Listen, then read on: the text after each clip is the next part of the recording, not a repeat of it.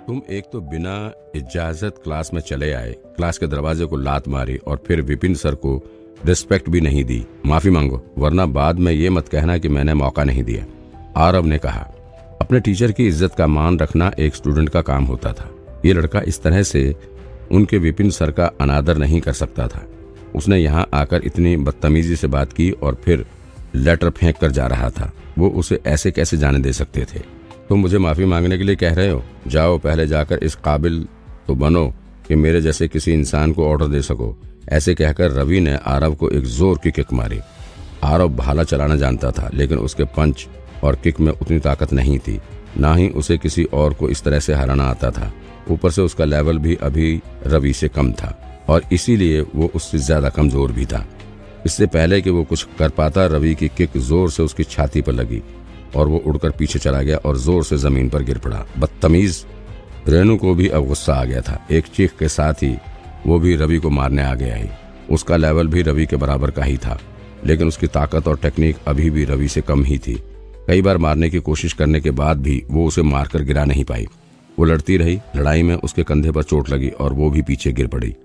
उसके बाद रोमा और विक्रम भी लड़ने के लिए आगे आए, लेकिन क्योंकि रेनू जो उनमें से सबसे ज्यादा ताकतवर थी वहीं लड़ नहीं पाई, तो ये दोनों भला रवि के सामने कैसे टिक पाते। थोड़ी ही देर में उन चारों को चोटें लग गई और उन सभी का गुस्सा और बढ़ गया, लेकिन वो इतने लाचार थे कि चाहकर भी कुछ नहीं कर पा रहे थे। उन्हें भले ही विपिन सर से थ्योरी अच्छी सीख ली थी, लेकिन टाइम कम होने की वजह से उन्हें अभी अच्छी प्रैक्टिस नहीं हुई थी। इसलिए ही उनमें से कोई भी रैंक 4 वाले लड़के से लड़ नहीं पा रहा था। बेकार सबके सब कचरा।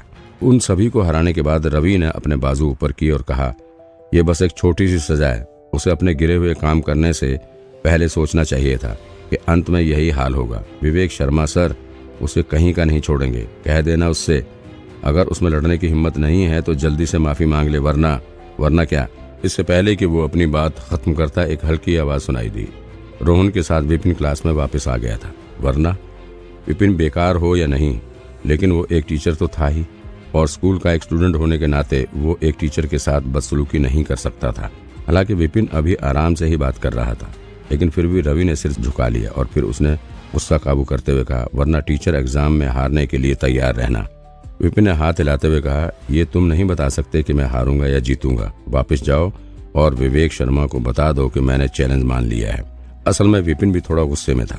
उसने बड़ी मेहनत से तो भावना और विजय को वहां से जाने के लिए मनाया था और वो चाहता था कि वापस क्लास में जाकर अपने स्टूडेंट्स को थोड़ा और पढ़ा ले। लेकिन इससे पहले कि वो क्लास के अंदर भी घुसता, उसे इस घमंडी लड़के के चिल्लाने की आवाज आ गई। विवेक शर्मा ने मुझे चैलेंज किया था। उसके पास तो कई सौ स्टूडेंट्स थे, सिर्फ एक अक्षित ही तो मेरे लेक्चर सुनने के लिए मेरी क्लास में आना चाहता था। इतनी छोटी सी बात को लेकर इतना हंगामा करने की क्या जरूरत थी? एक स्टूडेंट से उसे भला क्या फर्क पड़ने वाला था? और सिर्फ चैलेंज ही नहीं किया, एक घमंडी लड़के को भी मैसेज देने के लिए भेज दिया। अगर किसी को भेजना ही था तो कम से कम किसी ठीक स्टूडेंट को तो भेजते। ये लड़का कम उम्र का होने के बाद भी कितना घमंडी था। अगर मुझे अपनी इमेज की फिक्र नहीं होती, मैं कब का इसे एक चांटा मारकर सबक सिखा देता। अगर नहीं भी मार पाता तो भी मैं इसे अपने सामने इस तरह से बदसलूकी तो कभी नहीं करने देता। रवि जाते हुए बोला, ठीक है फिर, अलविदा। आरव ने फिर उसे रोका। रुको। फिर आरव विपिन को देखकर बोला, विपिन सर, इसने सिर्फ आपके साथ बदतमीजी नहीं की है, इसने हमारी क्लास के दरवाजे को लात भी मारी और हम पर हमला भी किया। अगर हम इसे इतनी आसानी से जाने देंगे तो आगे चलकर दूसरे बच्चे हमें कमजोर समझकर हमें मारने की कोशिश नहीं करेंगे। सीना तानकर रवि ने उसे गुस्से से देखा और कहा, क्यों, इतनी मार काफी नहीं थी तुम्हारे लिए? बड़े ढीठ हो, कमजोर होकर भी तुम्हारा घमंड नहीं जाता। फिर बाकी बच्चों को और आसपास देखकर उसने कहा, इतनी गंदी सी क्लास और इतने बच्चे देखकर तुम्हें लगता है किसी को भी तुम्हारी क्लास के दरवाजे की पड़ी होगी? मुझे तो बिल्कुल नहीं पड़ी।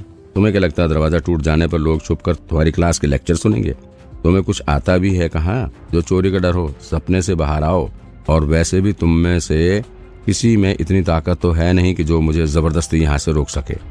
लेकिन कोई बात नहीं, तुम इतना जोर देकर कह ही रहे हो तो मैं यहीं खड़ा हूँ। तुम में से जिसे भी लगता है कि तुम बेहतर लड़ाकू हो तो वो मेरे सामने लड़ने आ सकता है।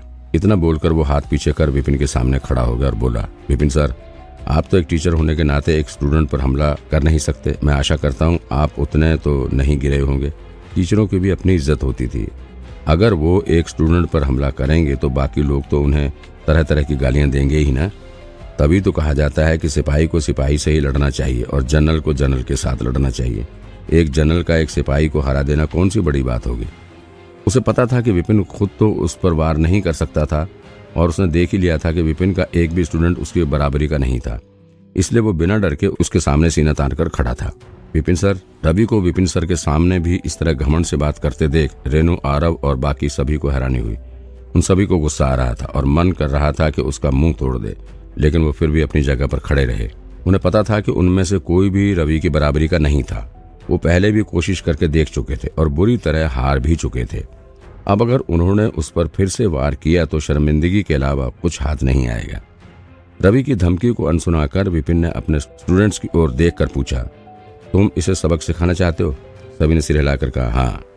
उनके चेहरे देखकर विपिन ने कुछ सोचा, फिर बड़ी ही सीरियस आवाज में कहा, यहाँ जो भी हुआ हो ये तो शर्मा सर का स्टूडेंट ही है ना। अगर ये यहाँ मर गया तो मेरे लिए इसकी मौत का कारण बताना बड़ा ही मुश्किल हो जाएगा। एक काम करते हैं विक्रम, तुम अभी ताकत में सबसे कमजोर हो और तुम्हें अपनी ताकत पर काबू भी सबसे ज्यादा है। जाओ उस लड़के को मुर्गा बनाकर मेरे पास लेकर आओ और उससे ये भी कहलवा लेना कि वो खुद ही हमारी क्लास का दरवाजा भी ठीक करेगा। अपनी ताकत पर काबू मत खो देना और लड़ते वक्त सही से लड़ना, कोई गलत दाव नहीं और सिर्फ मारना, उसकी जान मत ले लेना। आखिरकार वो भी हमारे ही स्कूल का स्टूडेंट है। क्या? विपिन सर की बात सुनकर आरव और बाकी सभी बच्चे रोने के कगार पर आ गए थे। टीचर, क्या आपको अभी तक समझ नहीं आया? हम इसलिए नहीं डर रहे थे क्योंकि हमें लगता था कि अगर रवि मर गया तो आप कैसे उसके टीचर को समझाएंगे। हम तो इसलिए डर रहे थे क्योंकि हमें पता था कि हम उसका सामना तक नहीं कर सकते थे। और आप तो उल्टा विक्रम को उससे लड़ने के लिए भेज रहे हैं। विक्रम लेवल 1 के स्टेज 1 पर ही था, फिर वो एक एक्सपर्ट को कैसे हरा पाएगा? मुझे मुर्गा बनाओगे? और क्या कहा? मुझसे दरवाजा भी ठीक करवाओगे? सपने की दुनिया से बाहर निकल आओ। रवि को इतनी जोर से हंसी आई कि हंसते हंसते उसके आंसू निकल गए। उसे अच्छे से पता था कि सामने वाले सभी बच्चों की ताकत का लेवल क्या था।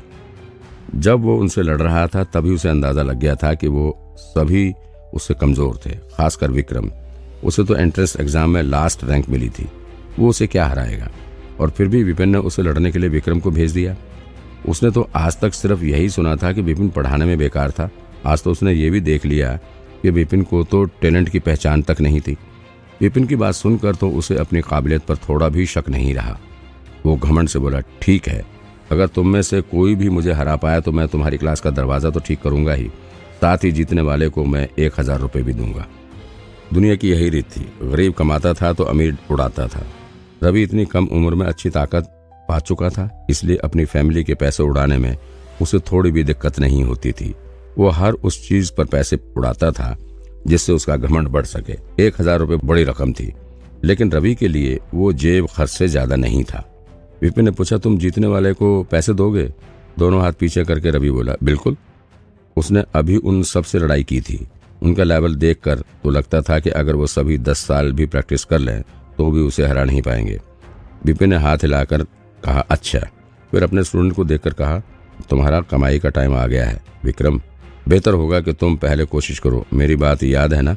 आराम से मारना, जान मत ले लेना उसकी, सिर्फ उसके पैसे लेने हैं हमें। विक्रम कंफ्यूज हो गया था। मैं